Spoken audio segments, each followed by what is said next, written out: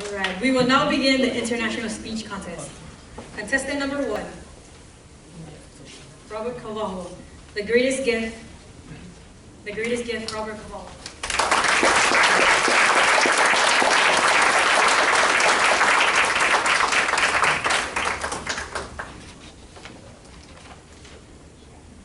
As a kid, growing up, my mom and dad would send me away to spend my summer vacation months from school with Grandma. I realize now that it was their summer vacation months from me. I have some fond memories of spending those months with Grandma. I remember the life lessons that she taught me. I remember she had a mango tree in her front yard. Oh, and I'll never forget that mean old wicked woman who lived across the lane. Madam Toastmaster, fellow Toastmasters, and honored guests. Miss Agnes Haggerty never married, lived alone, and if I had to guess her age back then, I'd say about 200. She would yell at us kids every time we played in the lane that we were making too much noise. And when we heard the screeching sound of her iron gate swinging open, we knew she was on the prowl. We'd run and hide, convinced that if she caught any one of us, we'd be imprisoned in her dilapidated house and become a flying monkey terrorizing the Munchkins of Oz. It's pretty terrorizing for a 9-year-old. And then I remember that magnificent mango tree that lived in Grandma's front yard. When Grandma made mango bread from the fruited boar, it tasted like magic.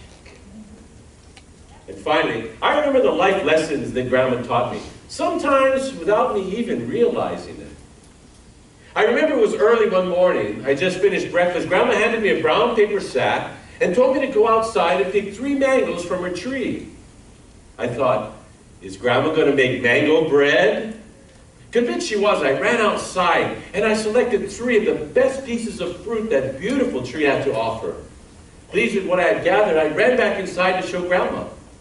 She inspected each one, and then strangely enough, she put them back in the bag, and then she told me to go and give them to Miss Haggerty. But Grandma, aren't you going to make mango bread? Grandma gave me that ice cream cold look, and I knew she meant business. I started my journey across the lane to Miss Haggerty's haunted house. I ran up to the front door and called out for her. Miss Haggerty. Surprisingly, there was no response. So I left the bag on the doorstep and I ran back to Grandma's kitchen where she was finishing the breakfast dishes. Grandma, I don't think Miss Haggerty was home, so I left the bag on the doorstep. Grandma nodded her approval. And then I thought about it for a moment. Grandma, how is Miss Haggerty going to know the mangoes came from us? Grandma gave me a puzzled look. Why does she have to know? Why does she have to know? Because those are our mangoes. Because I thought we were going to have mango bread. Because I risked my life going to that woman's house. Grandma just shook her head as she walked away from me.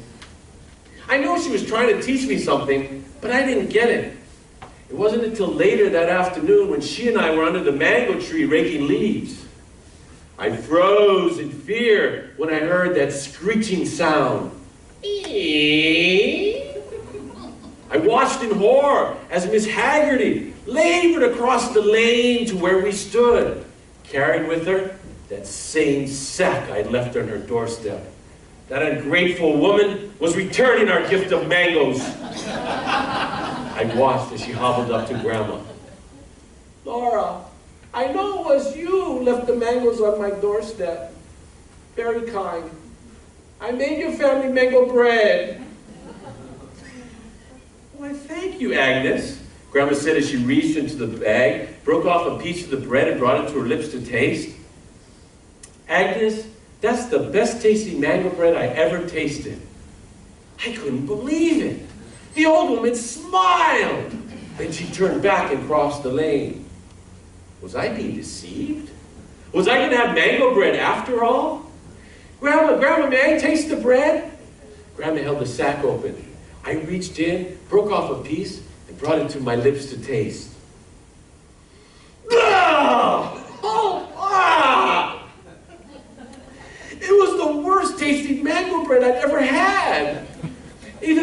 milk that Miss Haggerty used was spoiled, or the eggs were rotten, or she was trying to poison our family.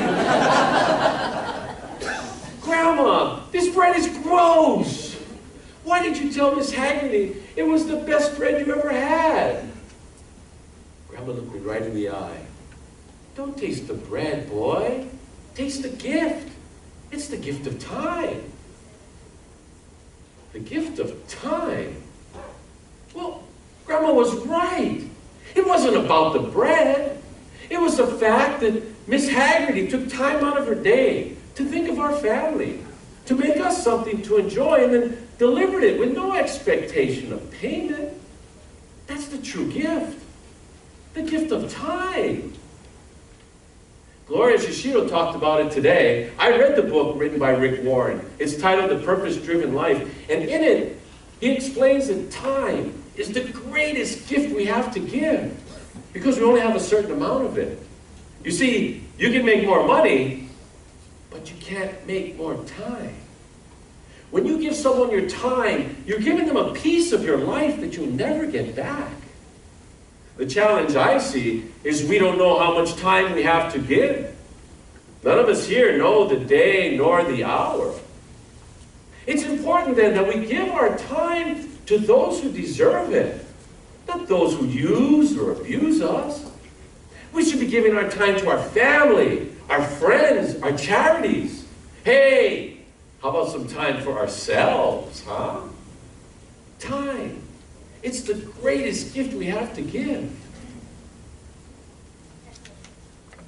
Grandma went on in years. Dementia set in. I remember I would go to the care home to visit her. Although she forgot who I was, I never forgot who she was.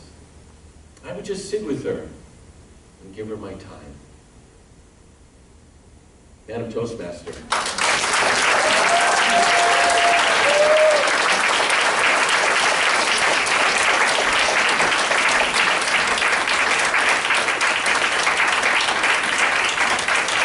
We will now order 1 minute of silence to allow the judges to score their ballot.